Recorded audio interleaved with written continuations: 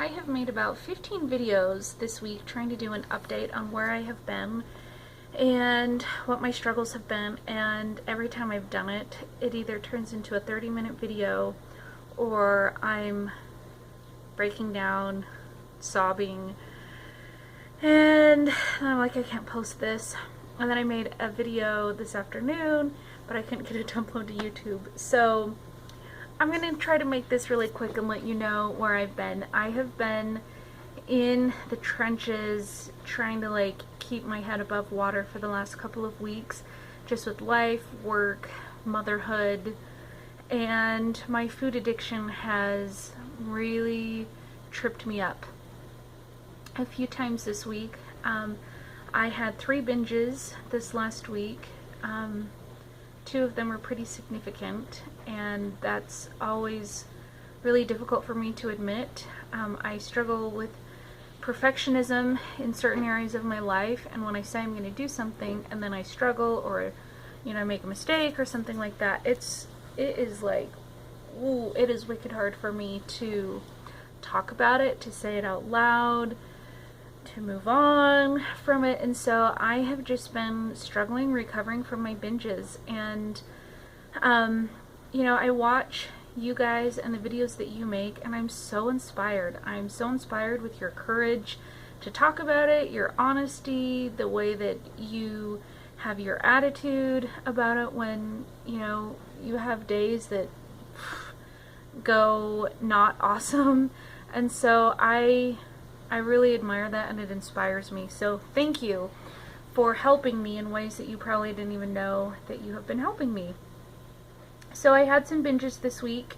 I know that they are tied to my emotions, and for me there's always a difference between emotional eating, stress eating, and just overeating, and then a binge. A binge for me is probably what people do when they want to get drunk. I've never drank in my life. I guess you could call me a goody two-shoes, so I don't know what that feeling is like, but that's kind of what I imagine. Like, you just don't want to feel anything and you just want to numb yourself, and I can definitely do that with food.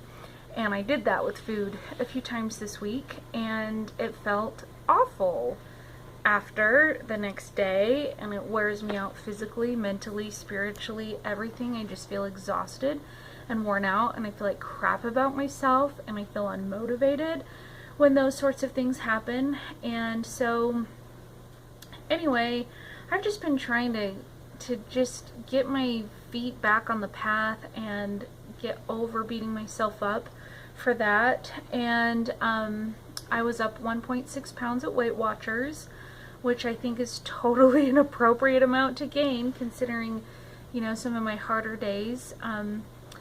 And today I just took today to just be clean. I worked on cleaning my house, cleaning the fridge, prepping my food for the week.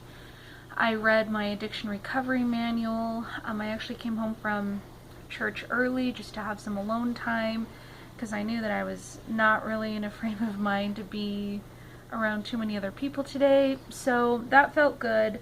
I stayed within my points today, which I'm super happy about. So that feels really good. I feel like I'm going to bed clean and true to my program, and I tracked everything honestly, and I know that it's going to be a great week. I've got my meals all prepped, and I've got my food prepped, so I have a plan going in this week, and that's something that I didn't have last week. I was so overwhelmed with the job that I do from home. What I thought would take me maybe 2 hours ended up taking me about 5 days of intense work and stress and that sort of thing. So I'm glad to have that behind me, and I feel like this week is going to just be a restart week. And one thing that I realized is that we all have the same destination. We all want to reach maybe our goal weight or lose weight, get healthy, get more fit, work on our food addiction. There's a lot of things that we all want, but the way that we're going to get there is all different. And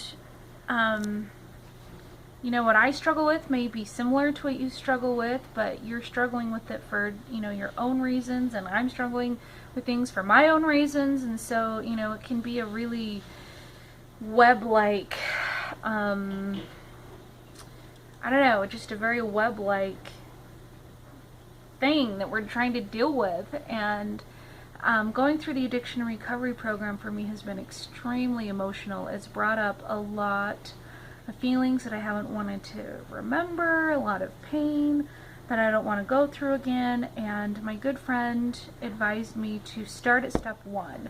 I've been going to the meetings, and each week there is a new step that they talk about. And so I was just kind of jumping in the middle, but what I really needed to do, and I did it today, was I started at step 1. I admit that I am powerless over food and that my life has become unmanageable. And at first, when I say that out loud, I'm like, my life is totally manageable. But no, my life is not manageable. I got in an extremely stressful situation last night related to losing my key at the grocery store.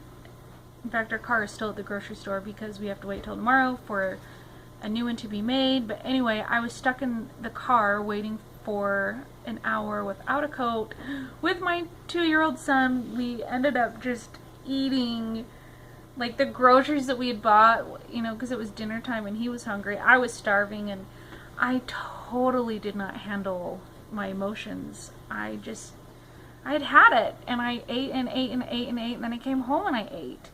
And that is unmanageable. I don't have control over these behaviors all the time. And so, you know, really I can't take away my addict. I can just manage it. And so that's what I'm going to be learning to do. So thank you for being here with me and supporting me and loving me and being my friends here on YouTube.